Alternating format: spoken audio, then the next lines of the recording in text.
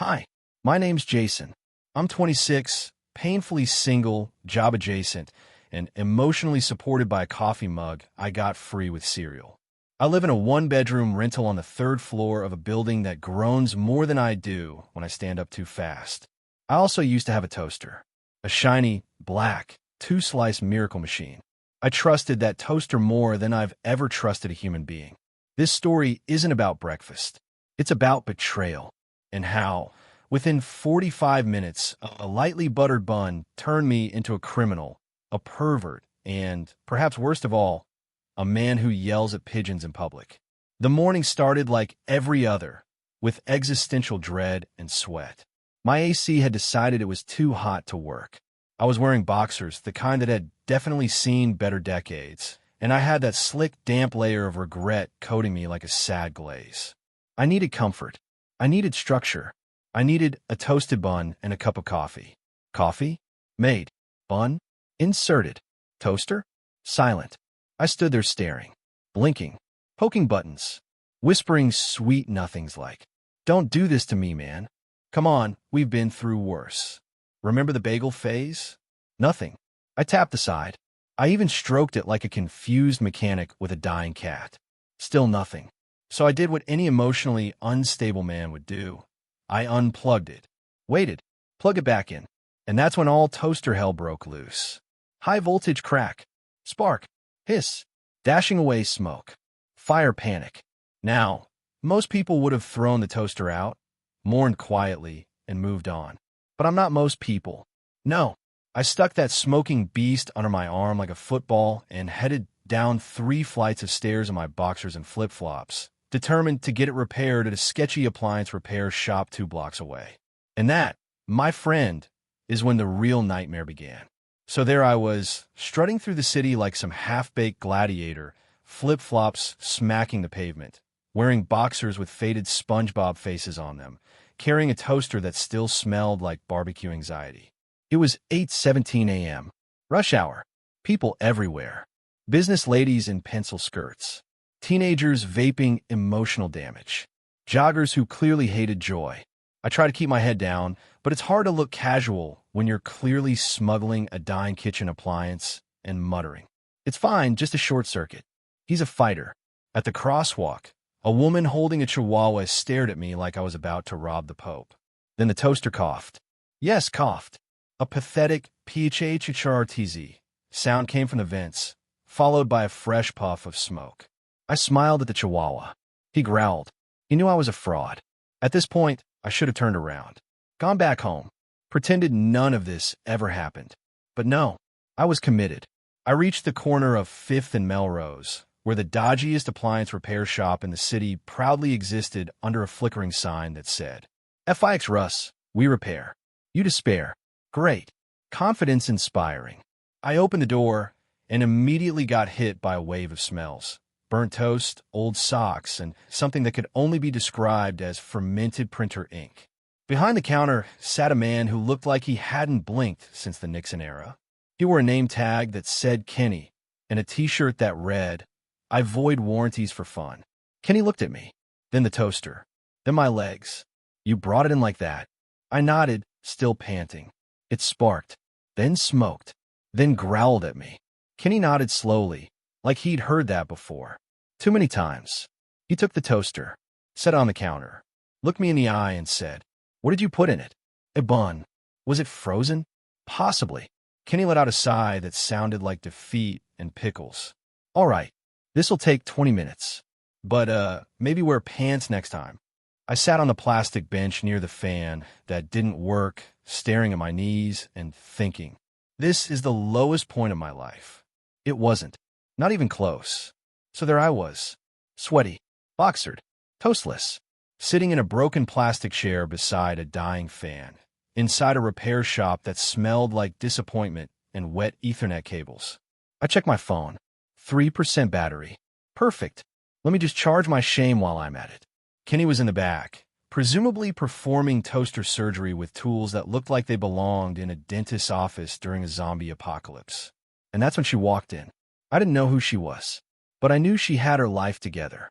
High ponytail, business blazer, shoes that clicked like confidence, and eyes that immediately landed on the half-naked, sweaty man gripping the edge of a plastic chair like it was the last lifeboat on the Titanic. She blinked. I nodded. Silence. Then, as if fate decided, you know what? Let's spice this up. I heard a soft ping, and the toaster exploded with smoke behind the counter. Not fire, not flames, just a majestic, dense cloud of toaster fog rising like it was auditioning for Phantom of the Opera. The woman coughed. I stood up too quickly. My flip-flop betrayed me. Slap. Thud. I fell sideways into a stack of microwaves. One of them switched on. Don't ask me how. I scrambled up, limbs everywhere, knees bruised, pride shattered. And there she was, standing calmly next to the door, holding her phone up. Recording. Let me repeat. She was filming. Are you okay? She asked, not sounding even 1% concerned.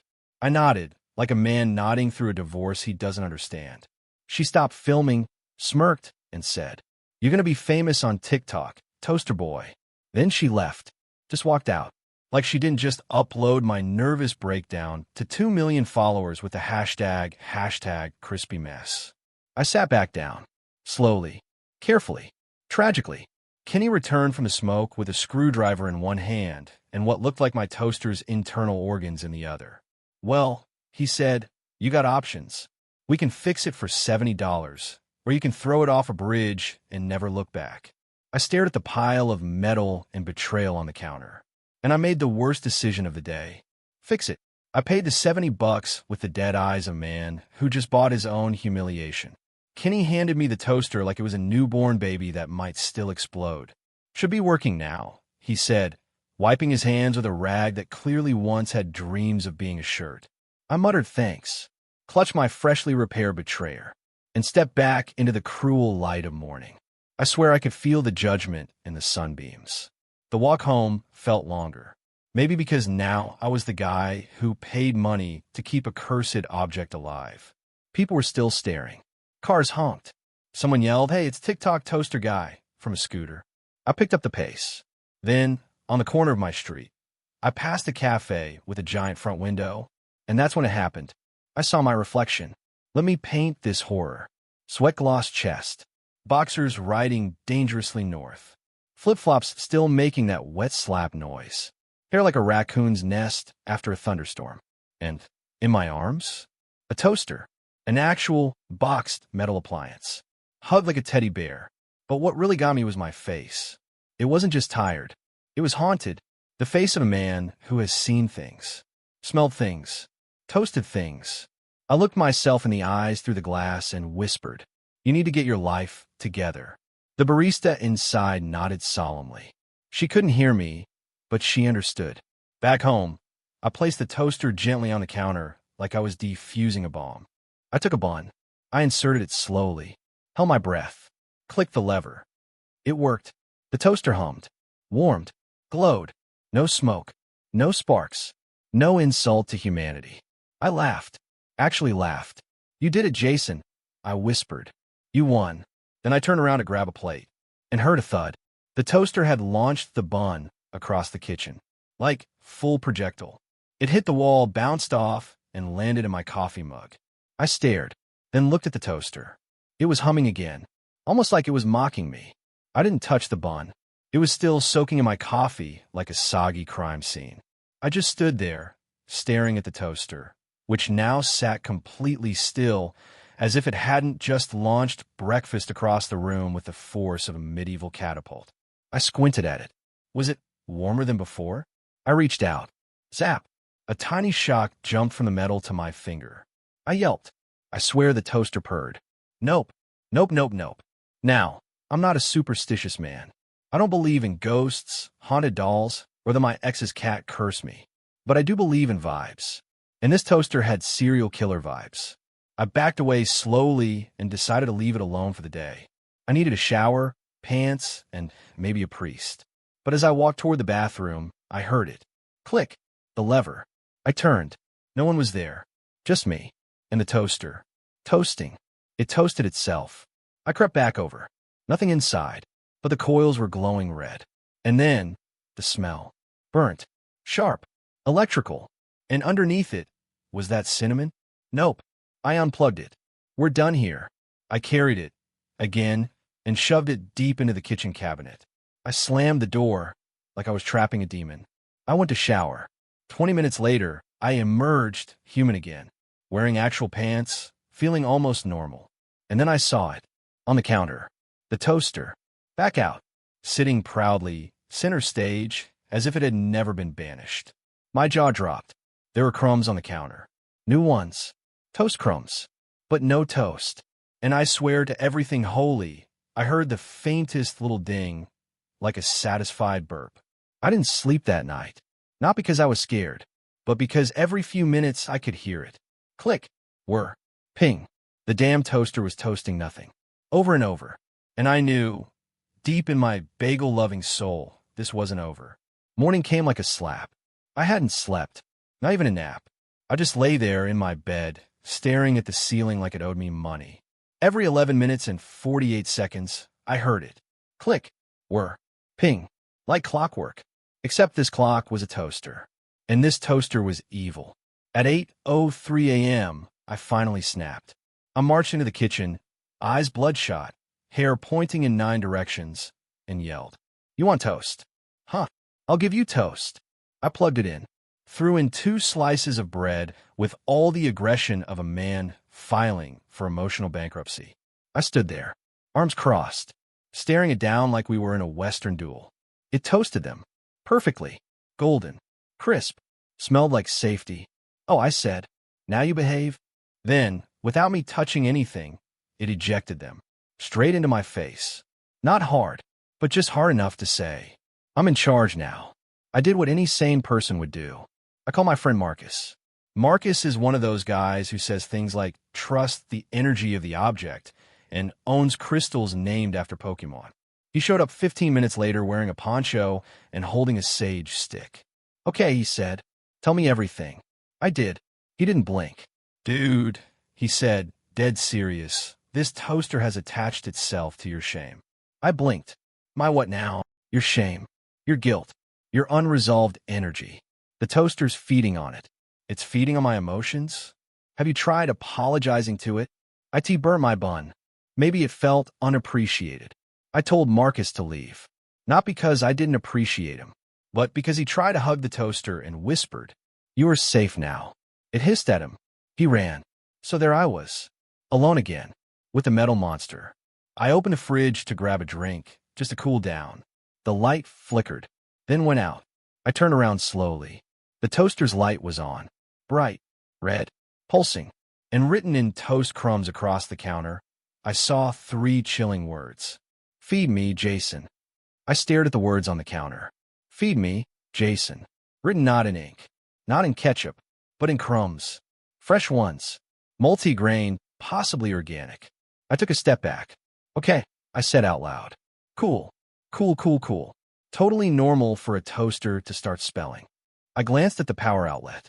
It wasn't even plugged in. Unplugged.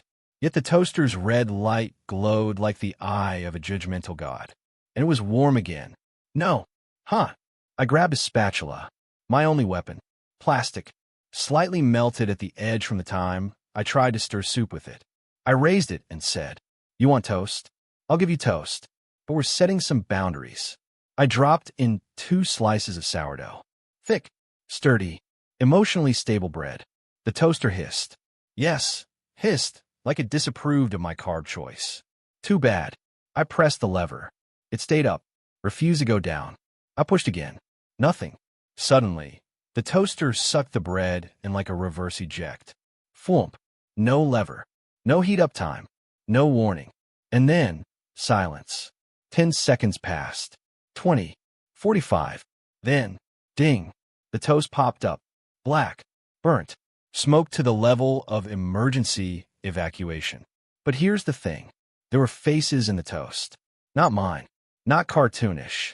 Just vague, screaming expressions, distorted in the burn marks. Tiny little toast ghosts. "Nope," I said. "We're done. We're officially done." I picked the toaster up, marched to the front door, opened it. The toaster growled. I paused. Yes, it growled. You do not growl at me in my own home. I stepped outside, 3 steps down the hall, toward the trash chute. And that's when my neighbor, sweet, 80-year-old Mrs. Mendelssohn, opened her door. She looked at me, looked at the toaster. "Oh dear," she said. "Is that one of those toasters?" I blinked. "One of what now?" "You poor boy," she whispered, and slowly closed the door without another word. I turned back toward my apartment. The toaster in my arms was humming. Low, rhythmic, almost like a lullaby, mocking me, comforting me, at the same time. And worst of all, it smelled amazing, like cinnamon, brown sugar, and sin. I took it back inside. Back inside, I did what any man does when life stops making sense. I Googled possessed toaster. Big mistake, because 5 minutes later, I was neck deep in a rabbit hole that included a Reddit thread titled r/appliances that want blood, a YouTube video called Top 10 Haunted Toasters. Number 6 will melt your soul, and a blurry 1993 newspaper article from Nebraska with a headline, "Local man claims talking toaster destroyed his marriage." I clicked it. The photo looked weirdly familiar. And the toaster? Exactly like mine. Same model. Same burn marks on the side. Same glowing red light in the lever slot. And the man in the photo? His face was censored, but he was wearing the same kind of SpongeBob boxers I had on yesterday. I dropped my phone. It opened TikTok automatically. And guess what the first video was? Me, tripping in the repair shop, in boxers, mid-fall, captioned, "When your toaster says, nah fam, hashtag crispy mess, hashtag help him, hashtag pray for Jason." 5.4 million views. Thousands of comments. One of them from a verified account. "Tell him it's not too late. Burn the bread offering before midnight." Excuse me? I needed answers. I marched down to Mrs. Mendelssohn's apartment and knocked. She opened it cautiously, like I was holding a raccoon. "You said something earlier. About those toasters." She sighed, deeply. "Come in, Jason. I'll put the kettle on." I stepped inside. Her apartment smelled like lavender, old cookies, and the kind of wisdom that comes from watching too many people make dumb choices. "Your toaster," she said, "is one of the crumb-bound." I blinked. That sounds made up. It's not. They were a short-lived 1987 model built in a factory in Romania. The company went bankrupt after 7 days. Turns out they made a deal. With who? She stared at me. Something that likes warmth and fear and, oddly, pumpernickel. She handed me a folder. Inside were photos. Dozens. Different people. Same toaster. Eyes wide. Toast flying. One guy had hair permanently singed into a cornrow pattern. "Most people throw it away before it gets too far," she said. "You brought it to a repair shop." So I upgraded the demon. I muttered. "Awesome." She leaned in close. "You need to starve it, Jason. No carbs. No wheat. No heat. It will get angry, but it will weaken. Do not toast anything. Not even a crouton." I nodded slowly. "And if I do toast something?" She looked grim. "Then God help your plumbing." I stared at the toaster like it was a ticking bomb disguised as breakfast equipment. "Don't toast anything," Mrs. Mendelssohn's voice echoed in my head. Simple. Clear. Life or death. So I made a promise. No toast. No bread. No carbs. Basically, no fun. Day 1. I ate cereal for breakfast. Cereal without toast is like a joke without a punchline. But I was strong. Day 2. I avoided the bakery downstairs like it was a crime scene. I stared longingly at people eating croissants, but said nothing. I even threw away a half-eaten sandwich in my fridge. The toaster glared at me. I swear it did. Day 3. The toaster started humming louder. Not ominous, more like impatient humming. I caught it glowing red in the dead of night. The crumbs on the counter spelled, "Feed me." I ignored it. Then came the breaking point. I was hungry. Like really hungry.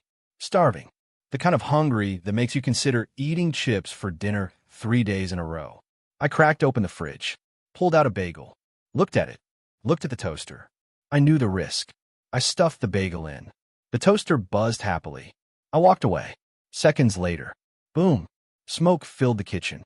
The toaster shot the bagel across the room.